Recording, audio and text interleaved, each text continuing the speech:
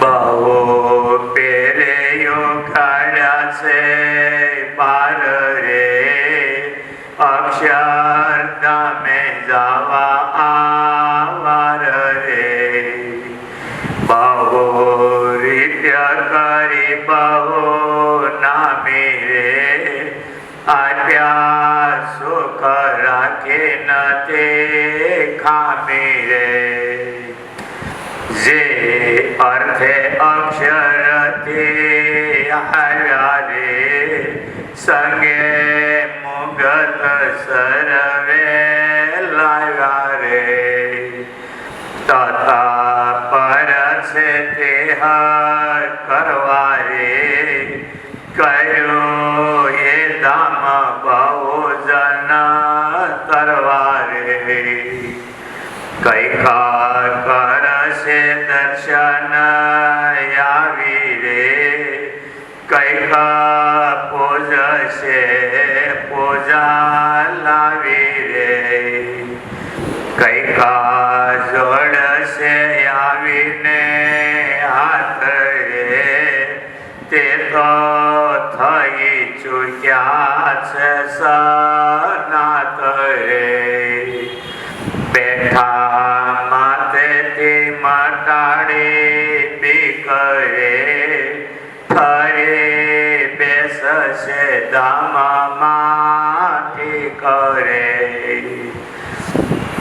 અવશ્ય કરવાનું હતું તે થયું રે, પામ્યા ધામ કામ સરી ગયું રે. તે તો પુરુષોત્તમ પર તાપે રે, બહુ ઉતાર્યા જાડા આપે રે. હરિ ધારે તે શું શું ના થાય રે, તેનો આશ્ચર્ય ન માનો કાય રે. ઇતિ શ્રી સહજાનંદ સ્વામી શરણ કમળ સેવક નિષ્કુળામુનિ વિરચિતે પુરુષોત્તમ પ્રકાશ મધ્યે ષડવિંશ પ્રકાર 26મો પ્રકાર. વડતાલ લક્ષ્મીજીની તપોભૂમિ. યુગો પહેલા ભૃગુ ઋષિને ત્યાં લક્ષ્મીજી જન્મ્યા, ત્યારે એને લગ્ની લાગી કોઈ પણ યોગે ભગવાન મેળવો. નારદજીની સલાહ લીધી. નારદજી કે આ યુગમાં તો ભગવાન તપથી રાજી થાય છે. ત્યારે લક્ષ્મીએ કહ્યું, મને એવી તપોભૂમિ બતાવો જલ્દી મને ભગવાનનો યોગ થાય. ત્યારે નારદજી આ વડતાલની ચર ઉત્તર ભૂમિ બતાવી. મૂળ નામ હતું ચર ઉત્તર. ચર એટલે વિચરવું અને ઉત્તર એટલે શૈલી અવસ્થા. શૈલી અવસ્થાના વાનપ્રસ્થોને સંન્યાસોને તપ કરવાની આ ભૂમિ. પછી સરોતર નામ પડ્યું, કાળે કરીને અપભ્રષ્ટ થયો એટલે. અને ત્યાં લક્ષ્મીજીએ તપશ્ચર્યા કરેલી. એ જગ્યાએ નાનો ઓરડો કરી સ્વામિનારાયણ ભગવાને નરનારાયણ દેવ પહેલા પધરાવેલા. પછી જયારે બ્રહ્માંડ સ્વામીએ મોટું મંદિર નવશિખરનું કર્યું, ત્યારે આ લક્ષ્મીનારાયણ દેવ પધરાવેલા. ધર્મદેવ, ભક્તિ માતા અને વાસુદેવા ત્રણે સ્વામિનારાયણ ભગવાને પોતે પધરાવ્યા. વસલા ડેરાની અંદર લક્ષ્મીનારાયણ દેવ પણ પોતે પધરાવ્યા. અને ત્રીજા ડેરાના ત્રણેય સ્વરૂપો રાધા કૃષ્ણ દેવ અને હરિકૃષ્ણ મહારાજ પણ મહારાજે પોતે પધરાવ્યા. 8 સ્વરૂપ મહારાજે પોતે પધરાવેલા. કારણ કે ગુજરાતની ઉપર એક કલંક હતું, ગુજરે જીર્ણતાંગતા. ભાગવત માધ્યમમાં લખ્યું છે કે ભક્તિ ગુજરાતમાં આવીને જીર્ણતાને પામી ગઈ, શિથિલ થઈ ગઈ. આ ભાગવતમાં શબ્દ છે, ગુર્જરે જીર્ણતાંગતા. યમુના કિનારે ભક્તિ બેઠા છે, જ્ઞાન વૈરાગ્ય મૂર્છામાં હતા. નારદજી નીકળ્યા એટલે ભક્તિએ બોલાવી કીધું, ઓ સાધો, મારું દુઃખ દૂર કરો. નારદજી ત્યાં આવ્યા ત્યારે ભક્તિએ કહ્યું છે, હું મા યુવાન અને મારા દીકરા ઘરડા, જ્ઞાન વૈરાગ મૂર્છામાં પડ્યા. પછી ગીતાના શ્લોકો બોલ્યા, વેદના મંત્રો બોલ્યા નારદજી. તો જ્ઞાન વૈરાગ બેઠા થઈને પાછા ઢળી પડે, બેઠા થઈને પાછા ઢળી પડે.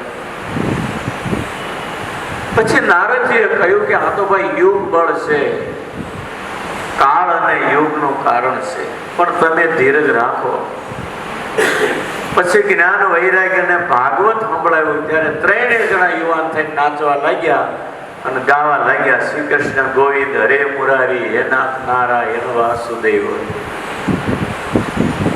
એટલે ગુર્જરે જીર્ણતા ગતા આ જે શબ્દ ભાગવતના માધ્યમમાં એ દૂર કરવા મહારાજે ગુજરાતમાં એવી ભક્તિ પ્રવર્તાવી, એવી હિલોળે ચડાવી કે એમાંય સ્ત્રી ભક્તોની ભક્તિની તો વાત જ ન થાય ગુજરાતની, સરોતર પ્રાંતની.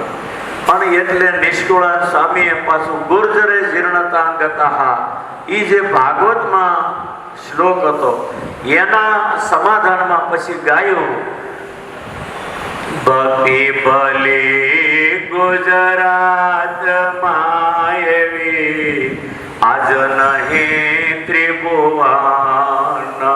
ભક્ત ચિંતામણી નો ત્રિલોકની અંદર ન હોય એવી ભક્તિ સ્વામિનારાયણ ભગવાને આ ગુજરાતમાં પ્રવર્તાવી, ગુજરાતનું કલંક દૂર કર્યું છે.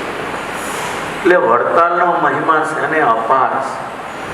એક બાજુ એક પલ્લામાં ત્રાજવા લઈને બેસો, એક પલ્લામાં ભારતના તમામ તીર્થો મૂકો અને બીજા પલ્લામાં એક વડતાલ મૂકો તો વડતાલનું પલ્લું નમતું રહે એવું હરિલીલામૃતમાં વિહારીલાલજી મહારાજે લખ્યું છે.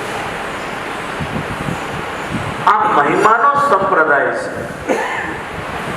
તમે ગમે એટલું જોર કરો કોઈનું કાંઈ ન હાલે. મહિમા સમજાય તો જ મજા આવે જીવ હોય. બાકી પૈસાનો જોર હોય, કાંડાની તાકાત કે બુદ્ધિની તાકાત આ સંપ્રદાયમાં કામ કરે એમ નથી. જેને જેટલું જોર કરવું એટલું કરી લે. બાકી આ સંપ્રદાય મહિમાનો દાસના દાસ થઈને જીવતા આવડે એને ઉની આશ નહીં આવે. બાકી માથું કાઢશે ને ઉલાળીને આ સંપ્રદાય કાઢી નાખશે. કારણ કે આ સંપ્રદાય પુરુષોત્તમ નારાયણનો પાયો નાખેલો છે. હિન્દુસ્તાનમાં 2000 ધર્મ છે, ભગવાને કઈ પાયો નથી નાખ્યો. આ એક જ સંપ્રદાય એવો છે ભગવાને પોતે આનો પાયો નાખ્યો છે. એટલે આજ નહીં તો કાલે આ સંપ્રદાયને ઊની આશ આવવાની નથી. અહીંયા દાસના દાસ રહેશે ને એ આમાં અલૌકિક લાભ લઈ જશે. સહજાનંદ સિંધુ રે આજ મારે બોલટા રે, ભાંગી મારી ભવ ભવની ભૂખ રે. આખું પદ છે, આ અદભુત પદ છે. માહી મરજીવા માણે મોજ એ આ સંપ્રદાયની અંદર 2 ગાદી અંતર્ગત હોય એને માટે લખ્યું. બાકીના તો નીકળી ગયા આમાંથી, નહીં નીકળાય તો નીકળી પણ જશે. બુદ્ધિ ચાતુર્ય હોશિયારી આ સંપ્રદાયમાં હાલે એવું નથી. આ તો પુરુષોત્તમ નારાયણનો બગીચો અને પુરુષોત્તમ નારાયણ દયાના સાગર જેણે કેટલી કડવાશીઓ પીધી, પામરપતિ જીવના કેટલા તિરસ્કારો સહન કર્યા અને આપણે એ તિરસ્કારોને સહન કરીએ એટલે આપણું ગૌરવ છે. માથું કાઢો એટલે આમાંથી ગયા. આ શ્રીજી મહારાજનો સિદ્ધાંત. ગાંધીજીએ જો હિન્દુસ્તાનને આઝાદી અપાઈ હોય કે આપણા 500 સંતોનો દાખલો જોયો અને એ પ્રમાણે હાલ્યા તો હિન્દુસ્તાનને આઝાદી અપાઈ. બાકી બ્રિટિશના પાયા પાતાળમાં હતા, નીકળે એવી કોઈ શક્યતા નહોતી. પણ એણે જોયું કે આ ગુજરાતની અંદર ગાંડપણ હતું, પણ સ્વામિનારાયણના સાધુએ ગાળો ખાધી, માર તાડત તીર્થાગ્નિ સહન કરી, ક્ષમા રાખી. આજે ધમધમતો સંપ્રદાય ગુજરાતમાં છે. એમ જે સહન કરશે, ગાંધીજીએ ક્ષમા રાખી, આંખ ઊંચી ન કરી કોઈની. આમ તોપના ગોળા આવ્યા કોઈ આંખ ઊંચી ન કરી સામે, તો આજે હિન્દુસ્તાનને આઝાદી અપાવીને પાતાળના પાયા કાઢીને બ્રિટિશોને અહીંથી હાંકી ગયા. એટલે આ તો સહન કરવાનો ક્ષમાનો સંપ્રદાય છે. આમાં જોર કરેલું કોઈનું હાલે નહીં. હું જોર કરું તો હાજે ફંગોળાઈ વયો જાવ. ક્ષમાનો આ સંપ્રદાય છે. શ્રીજી મહારાજે પોતે ક્ષમા રાખી છે. નદીનું તમે જુઓ, નદીમાં પાણી આવે, ઘણા ઝાડવા ઊભા હોય ભેખડોમાં, નદીમાં, પણ જો ઝાડવા નમી જાય તો એની ઉપરથી કરોડો ગેલન પાણી વયું જાય, અને પાણી વયું જાય ત્યારે પેલા કલવડિયા કરતા પાછા ઝાડવા ઊભા થઈ જાય. પણ જે ઝાડવા નમે નહીં એ મૂળમાંથી નીકળી દરિયા ભેગા થઈ જાય. આપણે બધા જાણીએ છીએ. બસ એવું જ આ સંપ્રદાયનું છે કે આ સંપ્રદાય ક્ષમાનો સંપ્રદાય છે. જેટલું સહન કરતા આવડશે એટલી માણસને મહાનતા મળશે. અને સહન કરવું એ કાંઈ મોટી વાત નથી. અને સહન કરવું એમાં કાંઈ અભિમાન કરવા નથી. વાસ્તવિક છે. મારા ક્ષમાના ગુણ હતા તો આપણે ક્ષમા રાખવી જોઈએ. સહજ છે. એમાં કાંઈ નવું નથી કરતા આપણે. મહારાજે પણ ક્ષમા રાખી. આનંદની બજારમાં કેવા આનંદ તિરસ્કારો થયા, કેવા અપમાન થયા, ધૂળ સાણ દેખાડા ઉછાળ્યા. મહારાજે ઊંચું જોયું નથી. આપણે એના સાધુ છીએ. આપણે ક્ષમા રાખવી જોઈએ. સહજ સમજાય. એમાં કાંઈ આપણે ધાડ પાડી એવું ન કહેવાય, ધાડ મારી મોટી. એટલે આ ક્ષમાનો સંપ્રદાય છે. જેને સહન કરી મહિમા અજીત રહ્યા એ દુનિયા જીતી ગયા અને અક્ષર અધિકારી થઈ.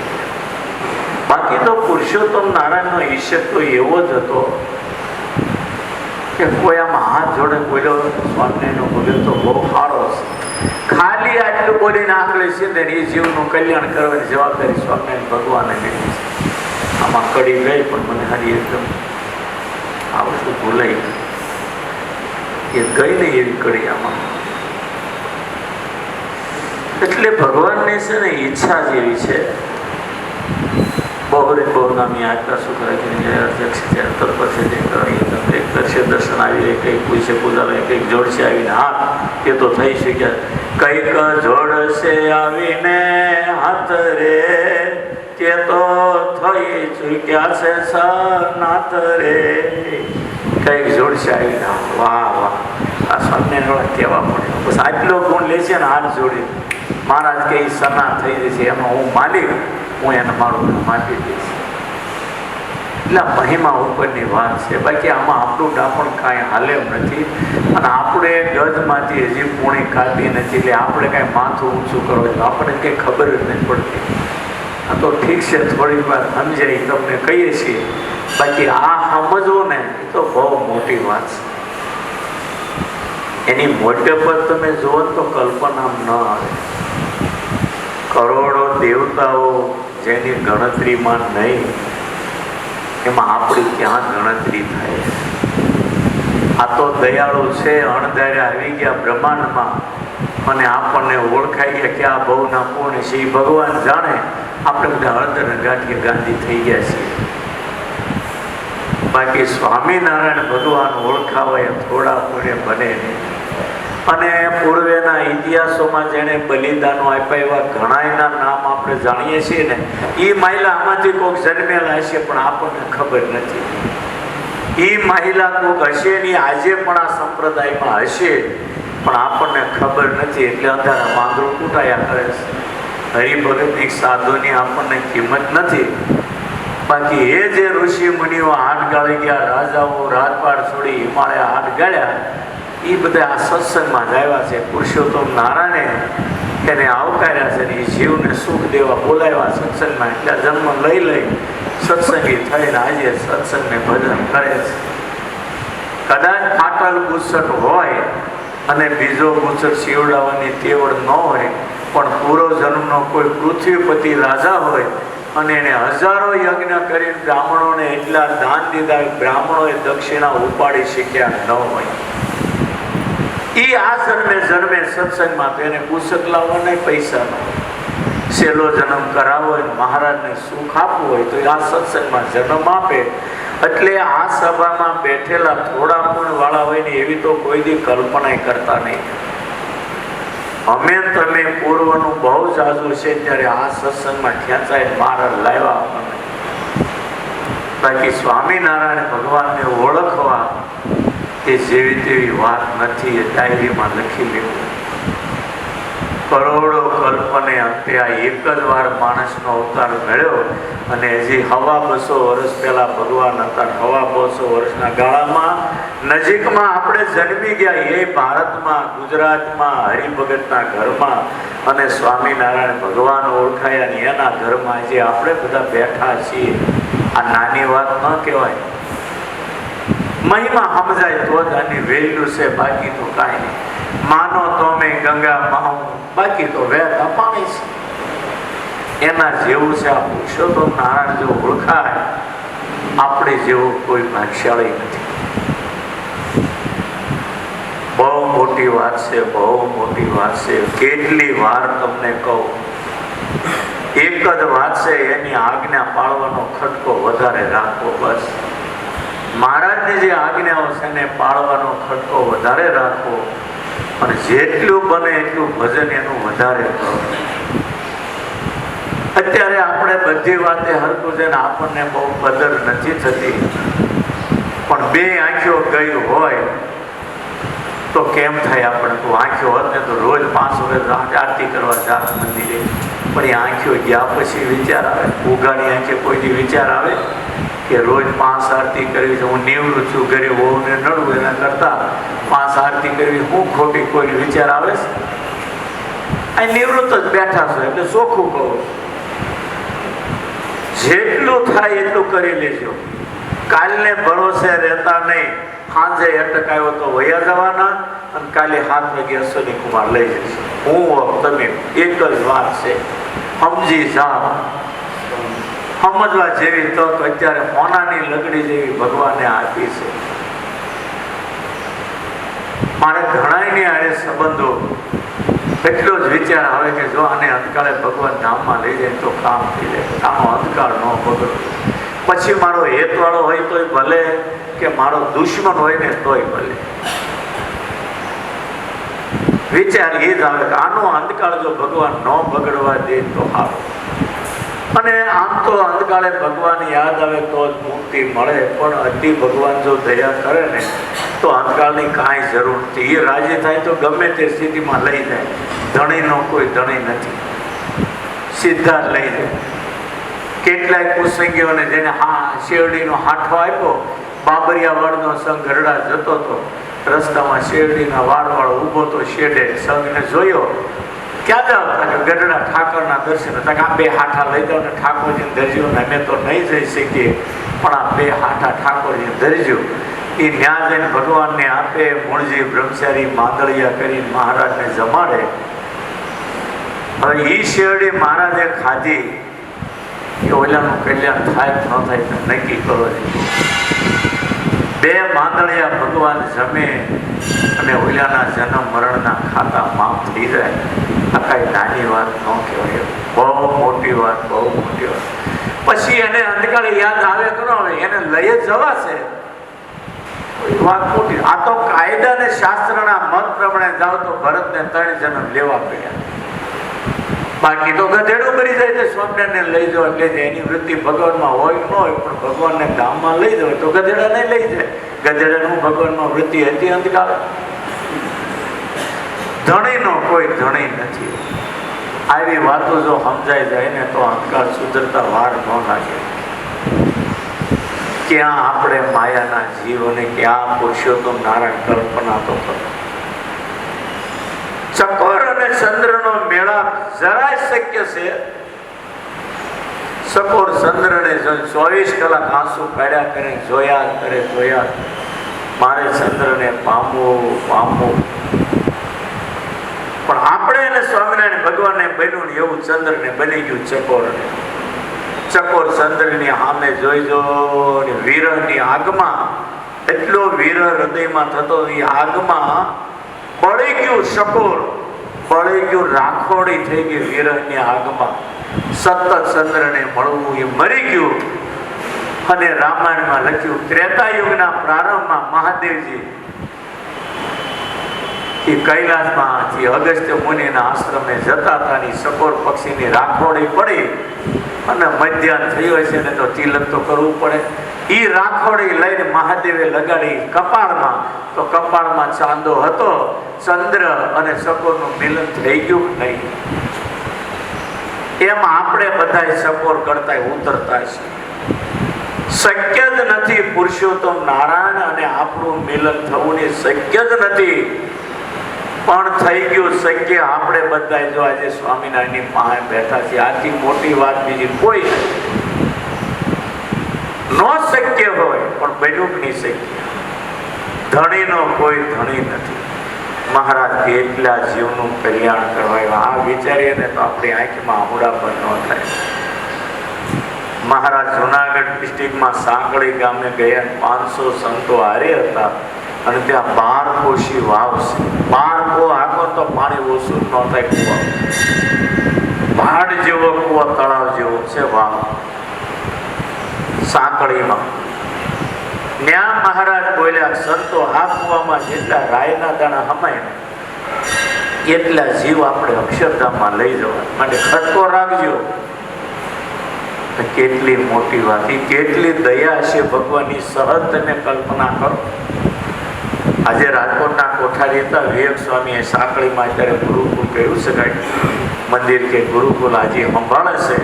ન્યાય સાંકળીમાં એ વાવ છે, તળાવ જેવી ઊંડી ઊંડી, આમ જો તો ચક્કર આવી જાય. મહારાજ કે આમાં જેટલા રાયના દાણા હમાય એટલા જીવ ધામમાં લઈ જાય. 100 વાત નહીં, એક વાત બધું આપણે કરીએ છીએ પણ ભજન ઓછું થાય છે, આજ્ઞા ઓછી પડાય. આ બેની અંદર જ ખટકો રાખવાની જરૂર. જેટલી વધારે આજ્ઞા પડે અને જેટલું વધારે ભજન થાય ને તો દુનિયા આપણે જીતી ગયા માની લેવાનું. આ તક જે આપણને મળી છે એ દુનિયામાં કોઈને નથી મળી, એ આપણને મળી છે. બાકી સ્વામિનારાયણ ભગવાનની દયાનો કોઈ ભાર નથી. જેટલું કહું ને એટલું ઓછું. શિક્ષાપત્રી આગળ રાખી આખી રોજ વાંચો, એમાં મહારાજે કહ્યું એક આજ્ઞા પડાય એવું ખટકો રાખવાનો. બાકી બધું કરીએ છીએ. એક ભજન વધારે કરવું ને એની આજ્ઞા વધારે પડાય, બસ આ 2 કામ જ બાકી છે. બાકી બધું આપણે કરીએ છીએ. જો ભગવાન તક આપે, હાવણી લઈને મંદિર વાળવા માંડો, પોતા મારવા માંડો.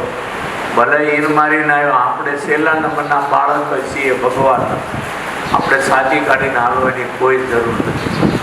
મંદિરની કાંઈ પણ એક હાવણી લાવી દેશો તો અક્ષરધામની અંદર કરોડો બ્રહ્માંડોના ધણીની છાતીમાં લખાય છે કે ભૂતલા બ્રહ્માંડની અંદર 14 લોકમાં વસલા મૃત્યુલોકની અંદર 9 ખંડ 7 સમુદ્ર અને 7 દ્વીપની વચ્ચે જે ભરતખંડ અજનાભખંડ, એનું નામ ભરતખંડ, અને એની અંદર ગુજરાત, અને ગુજરાતની અંદર સુરતની અંદર આ ગલીની અંદર આ જીવ છે એને હાવણી મંદિરમાં આપી છે. મારે એને લેવા જવાનું, પછી કરોડોનું ભલે ડીઝલ થાય, પુરુષોત્તમ નારાયણ આપણને લેવા આવશે આવશે આવશે. માટે આ વાત જો સમજાય ને તો બેડો પાર થાય એમ છે. અને આ લક્ષ્મીનારાયણ દેવ આપણા ગુરુએ પધરાવ્યા, લક્ષ્મીનારાયણ દેવ, હરિકૃષ્ણ મહારાજ, ઘનશ્યામ મહારાજ, કેવી અલૌકિક મૂર્તિ. તમે આમ જુઓ તો જેટલી વાર દર્શન કર્યા, સાધુ સેવા કરે ને એને હજારો ધન્યવાદ. ક્યાં ભવના એના પુણ્ય છે મને ખબર નથી. આ સ્વરૂપની જે સેવા મળી છે ને એ તો કેટલા ભવના પુણ્ય છે. અને સંતો આરતી ઉતારે ત્યારે મને એમ થાય કે આ જીવને મારા ગામમાં લઈ જવાના, લઈ જવાના, લઈ જવાના. ભાવે કબાવે પણ પુરુષોત્તમ નારાયણના જીવને લઈ ગયા વગર છૂટ્યો. કારણ કે એનું બિરુદ છે અને એ દયાનો સાગર છે. માટે આપણે એની આજ્ઞા પાળી ખૂબ ભજન કરી બહુ સુધારેલું. એટલે હું વારે વારે કહું, આરતી પછી 5 કે 11 માળા કરી જવું અને એ તમારી ઠેઠ ભગવાનની છાતીમાં અક્ષરધામમાં લખાશે. આ બહુ મોટી વાત છે. આનો અમલ થાય એવું કરવું. સહેજાન